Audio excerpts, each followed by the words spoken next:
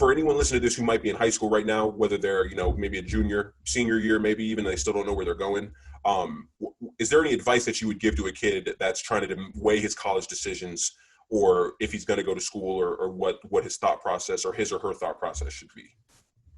Yeah. Well, one, I feel like this could be like we had talked about the education system, and this could be another whole discussion as well. And I mean, so many of us are swamped in loans. I'm swamped in loans, and it's this is sort of like a two-part. I'm talking both sides, because I don't think you have to go to college. Like, say someone's unsure if they should, then don't. Definitely like not. have a gap year, or just don't take on that debt if like you don't want to. And there's people who go to college who like don't know what they want to do, and they find it out. That's great.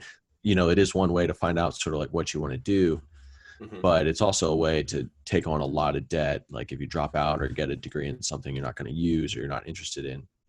And also, like if you know what you're going to do though, doctor, lawyer, like something that requires a degree, then I'd say I looked at rankings, even though they're a little bit biased, but like I looked at architecture program rankings, and tech was consistently in the top 5 of the best undergrad programs in the country, up there with, it was like Cornell, Cal Poly, Syracuse, Tech, and like University of Texas, like consistently top 5 best programs.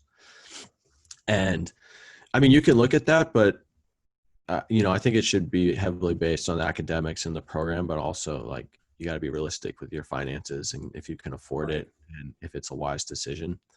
And that kind of goes with, if you don't know what you want to do, or if you're unsure of something, maybe wait, maybe go to a community college. Or if you're interested in like something that could be digital media or marketing, or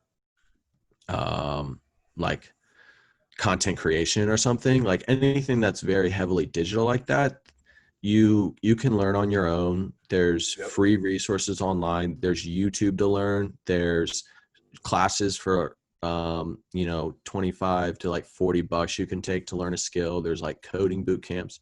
So there's a lot of things that you can learn for free or for very cheap, if like that's something you're interested in as well. And I think that's only going to become more and more prevalent, and only become more common for people. Obviously you'll learn a lot of things in school, but if you're out here like just grinding, watching tutorials online or something, taking classes, and you're out doing it on your own, like that's another way to learn that I think you can easily become successful that way.